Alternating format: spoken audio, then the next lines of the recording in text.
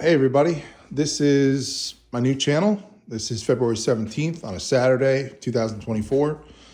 Channel's called Let's Check It Out. This channel will be mostly based on human anatomy and biology. Just kidding. It's going to be based on my garage shop, tools, machinery, motorcycles, all types of stuff. I'm hoping to learn to do better at what I can do and learn as a hobby with motorcycles and machinery and stuff, as I can help you when I was first starting out, 9 years ago, where I didn't even know how to take an axle out of a lower fork without going on Google, getting so frustrated. So I'm doing it so I learn, because some of y'all that are watching will be years and years beyond in wisdom. And I have no problem with that, teaching someone, telling me what to do, to teach me, and I'm hoping that I could teach some of you something what to do. But anyway, let's check it out. So first off, in the corner over here, just so you know, this is a one car deep, that's what she said, deep garage. It's a good size, but I'll tell you what, it's like putting a Pringles can through a Cheerio. Okay, it's just tight. It's tight, but it works. So right here, got an engine hoist. I use this to move some things around the garage that are heavy. I do use it when I go to the bathroom to lift it. I'm just kidding with you. I got one built in the wall already. So I got my scat blast system. We'll start off with this. This is really good for removing paint, crap, grease, all types of stuff off whatever you may put into it. Fork lowers, anything that's been painted, stripping wheels, and also you can go pretty light too in the abrasive department to walnut, which will leave not such a permeable, like pitted, rough etching in whatever you're stripping. So you just have to drop it through your hopper down here and change the media out. Has a foot pedal, activates the siphon style mechanism that you can basically, inside, if the lights were on, you would see it, allow you to strip that material with a foot pedal, versus most times they have a hand trigger, which kind of sucks because you want to have both hands free where you have the tool in one hand and the part that you're stripping in the other, and you use the foot pedal. So that's pretty nice. Moving along, just some helmets up there. There's the vac system for the scat blast. Got a couple helmets, nice open light to let everybody know that who's 150 feet far away from my garage, that can't see my garage, that it's open, because I'm, like he says right there, Mr. Ron Burgundy. Kind of a big deal. So 220 volt heater, Northern Tools, phenomenal. In a smaller garage like this, hook this fucker up, and I'll tell you, this thing works quick. It's phenomenal. Got plenty of round, aluminum stock tooling. Those are a bunch of fly cutters and such, end mills. Clamp down system. This is a 6x26 Central Machinery knee mill. Got a nice size vise on it already. Very capable machine. It's basically your clone of Grizzly's version of this, almost to a T, honestly. Just red paint, not green. It was built to be a clone or a copy of the Clousing 8520, and Delta Rockwell made a 31- series mill. The thing about the Clousing 8520s and 30s vertical mill, they used a lot of Brown Sharp 8 and also Morse Taper 2 collets, where your Grizzly and your Bridgeports alike use R8 collets, which is nice because when you switch from machine to machine or upgrade, you still can use all that stuff. Now, ladies and gentlemen, there's a lot of tooling under here. I'm not going to open all this. It doesn't seem like a lot, but I even have more over here. There's a lot of stuff. Even got another vise and a little rotary table with some nice flash rust patina, because here in Connecticut, it just snowed like 12 inches. And my snowblower outside, which I'll show you, the moisture decided to just get pulled off from the metal and just rust a lot of stuff. So that's why a lot of this stuff is very cleaned up and nice and glossy and whatnot, because I just have OCD and don't like it. So anyway, that's that. Here I have, and by the way, this is a really good machine, honestly. I got this, and that's another thing about this channel is going to be about is I love machinery, and I do love helping people find machinery because I have such a knack for it. I really love it. I search everywhere. I got that lathe, which is a 12 by 36 gap bed, and this 6 by 26 knee mill for $2,000. And I got an extra $500 just to deliver it 3.5 hours each way, and he did it. And it was well worth it. There's deals out there. But moving along, I have the metal shrinker and stretcher and an English wheel, which I have not used. This I've used twice. This is something I want to explore. So again, as I state in my description of the channel, I don't know everything about everything. I never will claim to know everything about everything, but I buy tools when they're on sale. Let's be honest, bitches. Your wife goes out, okay, and she goes to, say, Walmart. Honey, I'm going outside. I'm going to get regatta and some milk and eggs and bread. And then she comes home with a whole new makeover for the bathroom and living room. And you're like, are you serious? Honey, it was on sale. 50% off. And then what are you going to do? It's just better to say, okay, honey, yeah, you do what you got to do. We're no better. I'm no better. I buy something that's on sale that I may use in the future. So I have it. It is what it is. Here you have a nice clutch bandsaw. Again, I have neighbors, not close, but the chop saw literally makes me deaf for about 10 seconds after, as if I'm in a New York City nightclub, just too loud. This is nice and quiet. I take this weight right here, zip tie it. I put it over this right here, and it gives just enough weight to make this go down almost like a semi-automatic setup. Trigger is zip tied. What's nice is you can move this. Sorry, let me unlock this. You can move this 45 degrees, which is nice. So you have that. You have your clamping right here, and you put it through here, such and such, and then boom, da da da da. Works great, and it's variable speed, which is pretty badass too. So you can go pretty low, pretty high, 110 volt. No brainer. Love it. Moving along, I have some small shelving, like I say, organizers for certain parts, whether it be, what do I have here? Let's see, blades. That's morbid.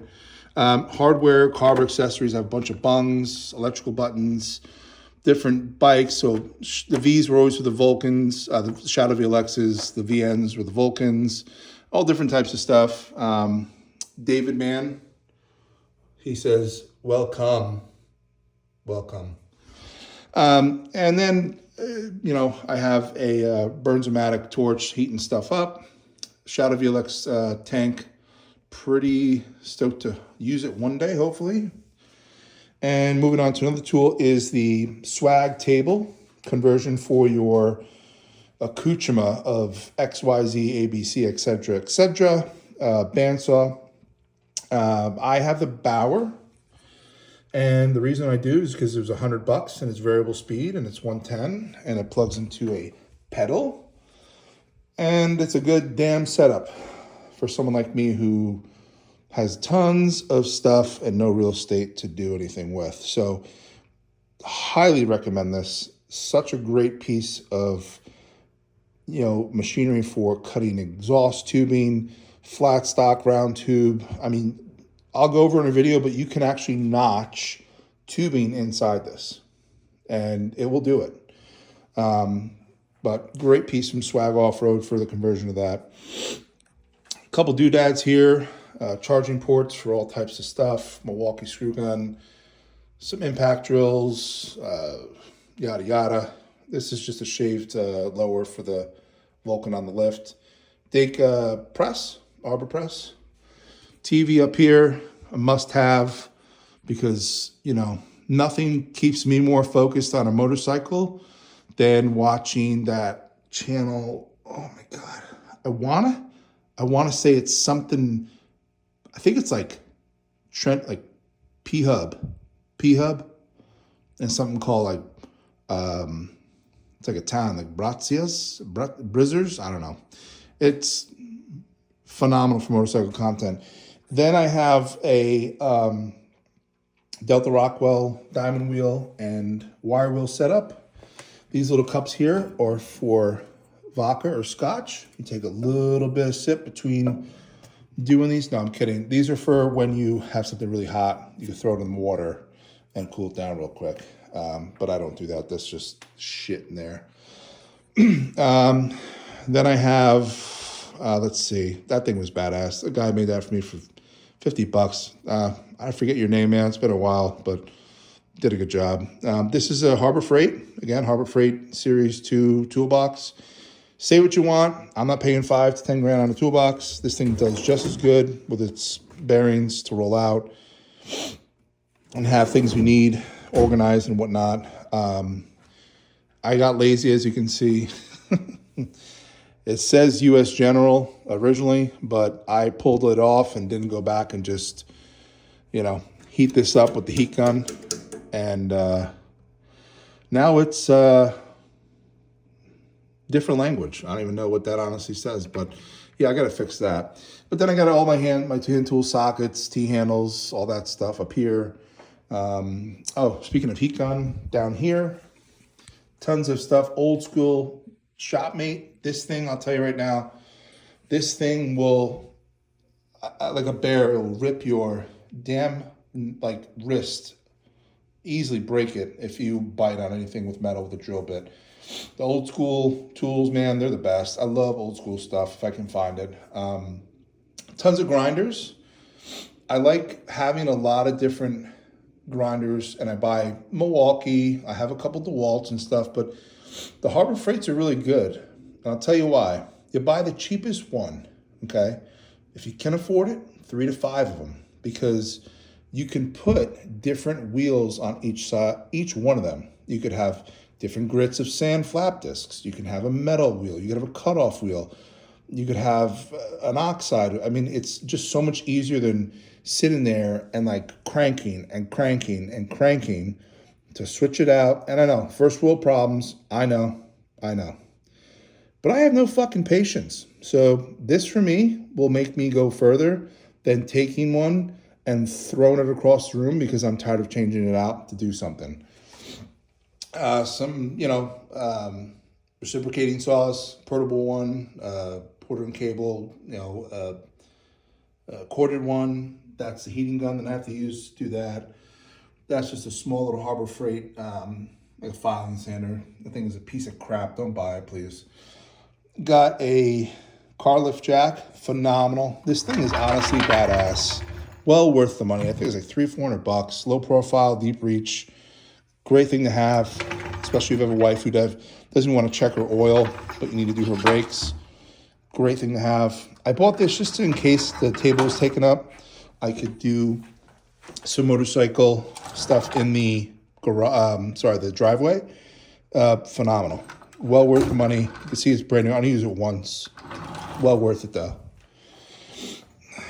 Sorry if I'm like out of breath, but it's really cold out here. I'm in Connecticut. It's like 30, so air's a little thick. Moving along. Sorry. Tire changer. Bought this for about $2,300. New, brand new, off eBay. Used it 4 times. So you can obviously see the 4 times I've used it for what I paid, the $2,300. Well worth the investment. If you're an idiot, again, I'll say this over and over on this channel. I like to have things I think I'm going to need. I don't do anything for business. This is a hobby. This is all a hobby. I'm not a business. I don't build bikes. I don't do stuff like that. I'm not a bike builder. I don't do, full-on builds. I'm just like, hey, I want to have this because I don't want to go pay Giuseppe up the block who's going to charge me 80 bucks for 2 wheels to change them, and I did it. So whatever, suck it. I bought it. So it works honestly pretty freaking good though. I highly recommend it if you have a small business or you do enough. You and a couple guys want to go in on it, like not in that way, but like, 10 people, 8 people, you have a couple guys out there. Connecticut is not a big bike scene, but I see where a lot of you in groups of like 5, 10, 15 deep. I mean, dude, put a couple bucks in each, change each other's tires if you're riding all year round, like Florida, Cali, Arizona, all that shit. It's a no-brainer. Well worth it. Works phenomenal. Up here, that's just a tire and a helmet for welding. Up here, we got some oils, oil lubricants, and some cleaning products. Really cool stuff to huff when you're feeling it and you're tired. Then I have over here, I have a Vapor, yeah, it's fast. A Vapor Honing Technologies micro cabinet. Now I have their Weekend Warrior, which was bigger, pretty much almost the size of that Scat Blast cabinet over there. But I found that I wasn't really using it, like a lot of things, that much at all to warrant the $4,000 price. Phenomenal product. No bash to them. It's on me. But this little sucker was $1,000. But I'll tell you what, it's like 5 gallons of water, one bag of their glass media, and it degreases yet polishes the parts at the same time. Go look them up, Vapor Honing Technologies, or any vapor honing company. I don't care. I'm not promoted by anyone, so I don't care who you look at. I'm just saying the process itself is pretty magnificent. And if you want to make some money by doing people's carb bodies, then carbs could be in here, no problem. You could fit them in here. It does get a little messy, okay? But you can lift this table right here and even get a little bit deeper. I'd say about 3, 4 to 5 inches deeper. But you could easily do engine casings in here, sprocket, crankcase, covers, all that stuff. Right now, I'm sorry. I'm embarrassed. It was, Valentine's Day, and I treated myself to a bag from Geronimo up the block. So there is a lot of residue in there right now, but yep, paid for the price of it. My nose is fucking stinging still. This is a bead roller from Eastwood. Okay, it's it's electric, boogie, woogie, woogie. You have it forward and reverse, variable speed, motor powered. Put your piece of sheet metal in there. I use a foot pedal that's inside there. By the way, inside there is nothing but tons of either brand new stuff I never used or aftermarket stuff I never used because I'm a hoarder. But what that bead roller lets you do is take a piece of sheet metal and put some, designs on it, depending on how many dies you have and beads, so you can kind of mess around with what you want to do. But it also strengthens it. It really gets it pretty strong by making these formations, these rollings in here. Moving on to the lathe. Probably a lot of people's favorite machine besides welders, because it's the only machine that kind of can create itself. This is Essential Machinery 12 by 36 gap bed lathe. They call it a gap bed because if you look right here, there is a small mark, right, on the dovetail prism ways.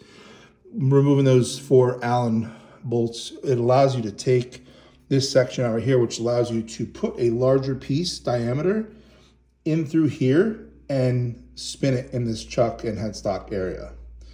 I won't take it out, because once you do take it out, you have to tram it in and make sure it's good, because you still have your apron and carriage that is going to come across that marking. And if it's not perfectly set, it could get a little wonky. Again, I'm not making parts for NASA. It's, we're trying to make square things round and this is that, make little engravings. Not a big deal, but I'd rather not. This is a gearhead lathe, so it does work by quick selectors. There's a gear box set up in here. You also have stuff like inching buttons. So if you want to jog the chuck, just to, maybe a half revolution just to see where you're at. If you get the cutter piece really close to your work right here and don't want to take a chance of either cutting in or damaging the cross slide or a compound right here, this is a useful tool to have, the inching. This designates left or right in terms of the carriage, so going left or right, but also independently keeping this chuck rotating in the one direction. So it allows you to cut left-hand threads. So you can cut two and you can remove material away. And then you have a quick change gearbox here, which is nice because it'll let you change the feed speed rate of the lead screw to change how fast this carriage is going to move left and right, independent and non-variant of how fast you have the speed of the chuck at. So if a material is moving too slow, or it's too fast. Let's say the chuck is moving too fast, and the chuck is moving too fast. I'm sorry, the carriage is moving too fast, right? So you have two things moving too fast. You're not going to get a good finish. You're probably going to get some super hyper, like neon blue strips coming off. Not even chips. It'll look like crap, make sound. You can adjust that on the fly, which in lathes that don't have this, they have a change gear set up with a bunch of change gears, which you'd have to open your side and take them off, change them, adjust them. This is on the fly. This is nice. So definitely a good size lathe. You could do fork lowers in this. Good tailstock setup. You know, lock, open, lock. Right here you have this, right? You open up your quill on your tailstock. You can lock the quill right here. So now you could go ahead and say, well, I want to lock this, but I want to push this in, and then I want to lock it down, and then I want to unlock it again right here. You can move it in, and this fucker ain't going nowhere this way. So it's more rigid, and it's closer to your work as you need to adjust it accordingly. So that's pretty cool. My nice Tin Man oiler can up here. That's a bike I did, years ago. I don't know, when I actually was into bikes a lot more in the garage. Again, people, feeding off your energy. Got to get back in it. That was a Vulcan 800 as well. Some whey oil, some oils for the cups, all that. Bluetooth soundbar for some good music. I love me a good Doja Cat and Britney Spears on a Saturday night with a beer. I mean, nothing says weld metal together like that. I have a Hobart 190 MIG welder. Phenomenal. I love it. Yes, it's 220, but I have 220. Great machine. I'm a big fan of the copper wound machines because they are not like these, which are still good. Don't get me wrong, but they're copper wound. They don't have processing boards and IGBT, all this technology they're doing right now to go out on them.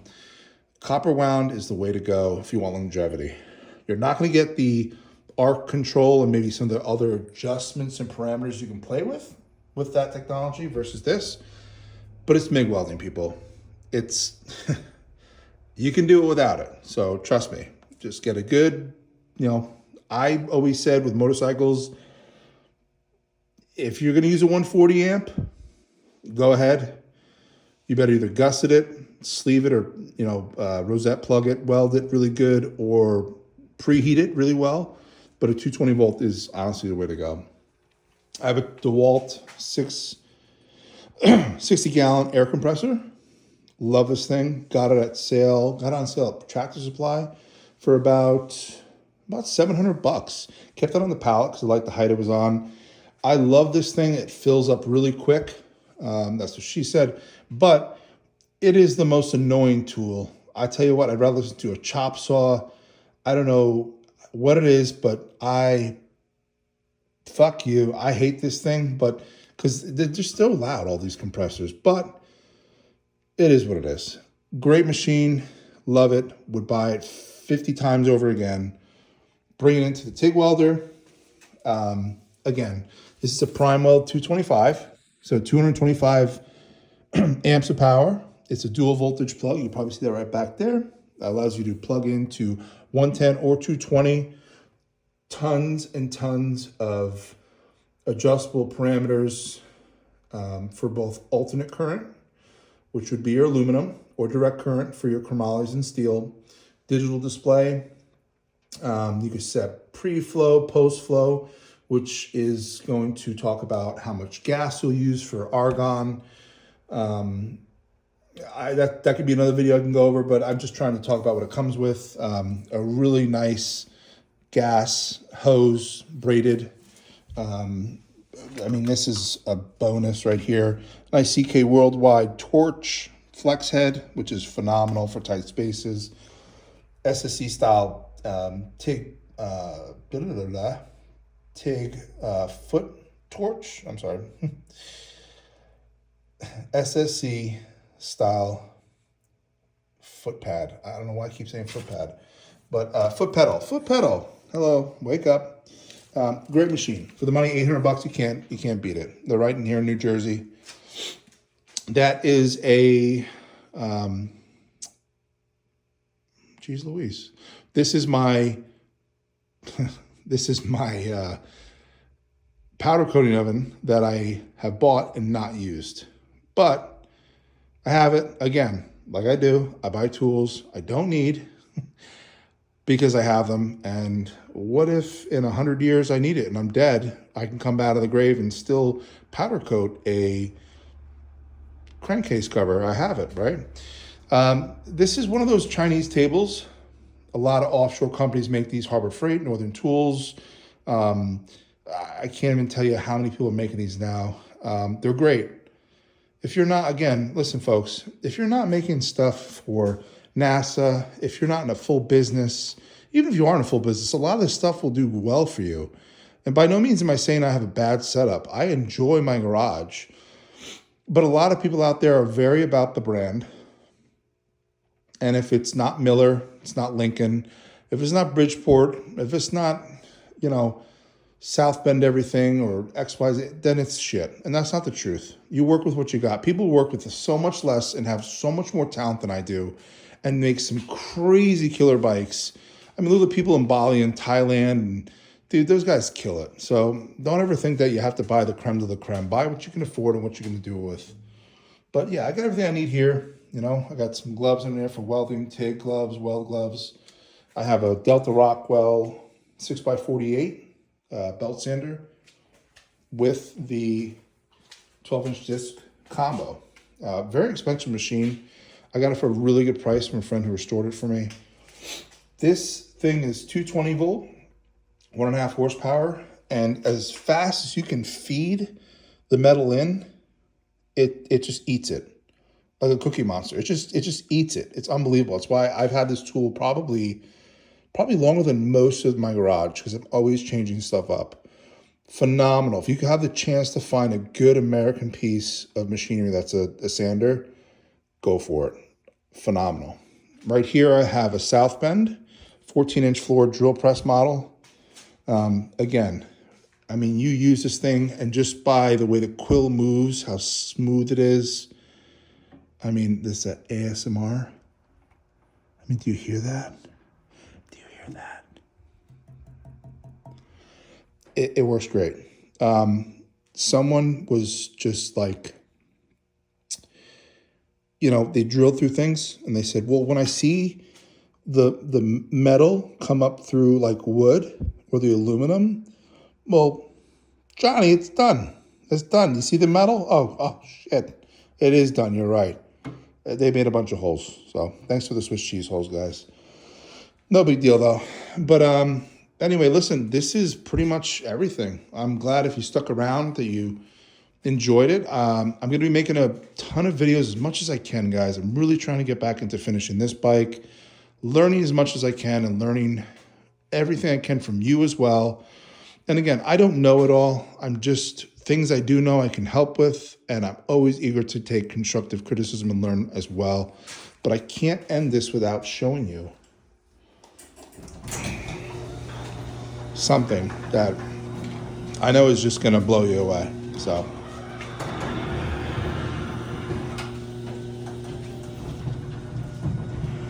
Yep. That's it, folks. Look at that thing. Look at that. Would you look at it? Look at it.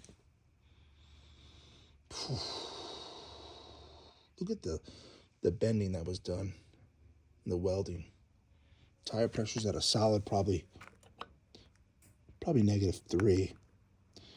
But I mean, the handlebars.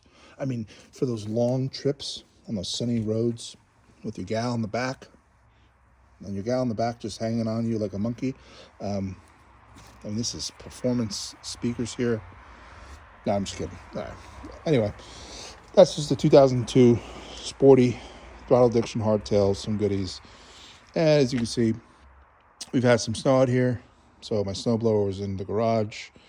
That scooter right there is not for sale, so do not comment, do not ask me. That is my girl. But anyway, I want to thank y'all for the night, and I hope to see you soon. Thanks all, YouTube. All right, take care.